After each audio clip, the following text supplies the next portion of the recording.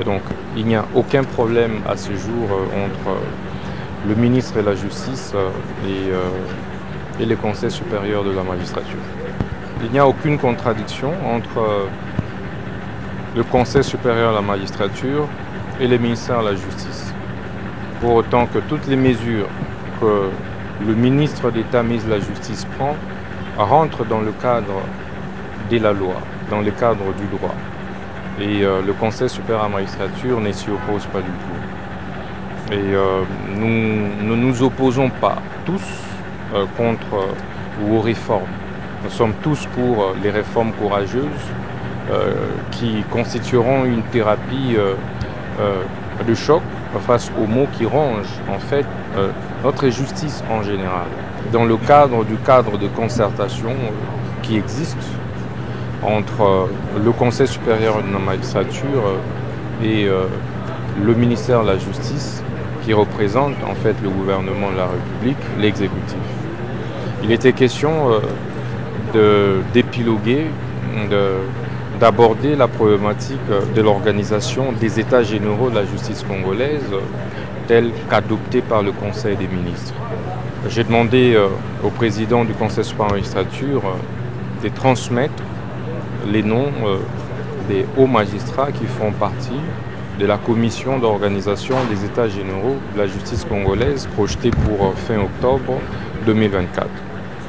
Il était également question de pouvoir tabler sur les différentes réformes courageuses et audacieuses souhaitées par son Excellence, Monsieur le Président de la République, magistrat suprême. Rencontrer Monsieur le Président de la Cour constitutionnelle, qui est président du Conseil supérieur de la magistrature, pour pouvoir harmoniser sur les termes de l'organisation des États généraux, sur la mise en place de la commission qui devra très rapidement travailler sur tous les textes concernant les réformes qui vont être impulsées par le gouvernement et puis adoptées par le Parlement.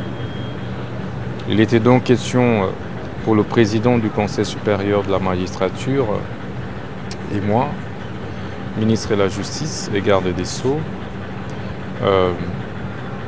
de passer en revue toutes les questions concernant le fonctionnement de notre appareil judiciaire.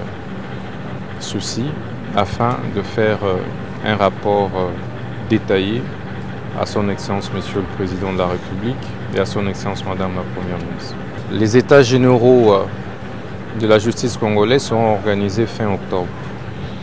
Et d'ici demain, le président du Conseil supérieur de la magistrature va nous transmettre la liste des noms des hauts magistrats qui feront partie de la commission d'organisation de ces États généraux.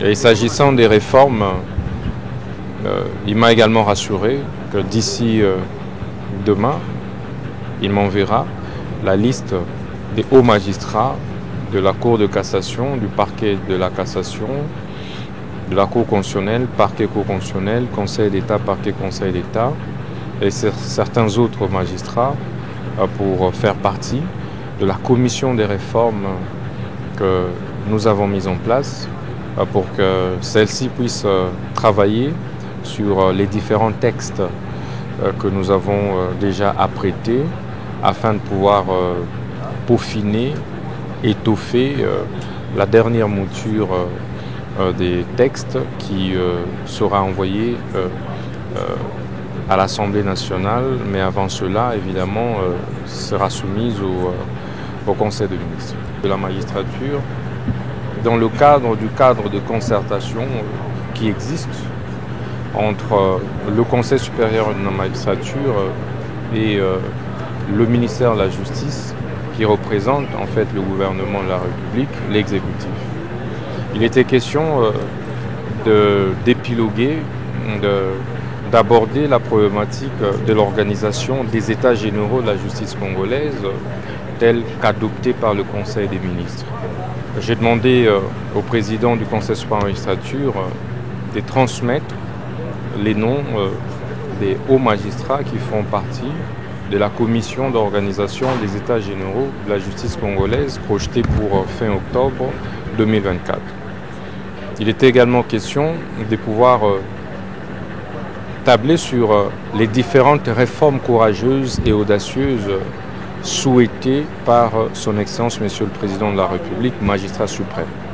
Nous nous sommes donc accordés qu'il est plus qu'urgent que nous puissions effectivement réformer, apporter des réformes courageuses, des réformes audacieuses dans notre système judiciaire. Et pour ça, j'ai demandé au président du Conseil supérieur de la magistrature de transmettre les noms des hauts magistrats de la Cour de cassation, du parquet près la Cour de cassation, du Conseil d'État, parquet près le Conseil d'État, mais également de la Cour constitutionnelle et parquet près la Cour constitutionnelle pour pouvoir faire partie de cette commission des réformes qui va devoir travailler pendant 6 jours les différents textes, notamment le texte sur l'organisation et fonctionnement du Conseil supérieur de la magistrature, le texte de loi sur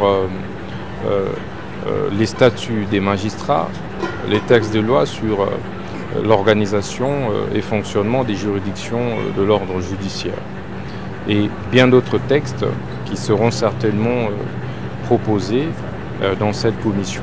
L'objectif pour nous, c'est que dans les 2 semaines qui suivent, nous puissions les soumettre au Conseil de ministres afin que nous les transmettions en tant que projet de loi au niveau du Parlement.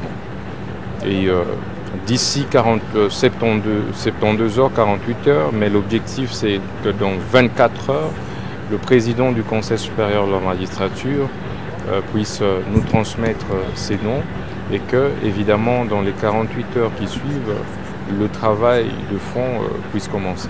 Et donc, il n'y a aucun problème à ce jour entre le ministre et la justice et le Conseil supérieur de la magistrature.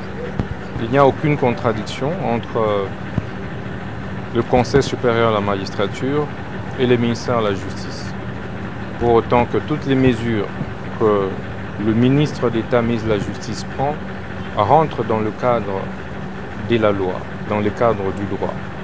Et le Conseil supérieur de la magistrature ne s'y oppose pas du tout. Et nous ne nous opposons pas tous contre ou aux réformes.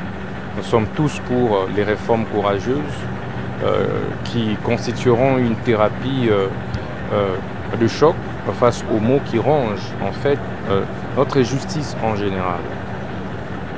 Et ceux contre lesquels nous nous attaquons tous, ce sont les réseaux mafieux que l'on retrouve dans tous les secteurs de la vie nationale et qui ont mis à genoux malheureusement notre République.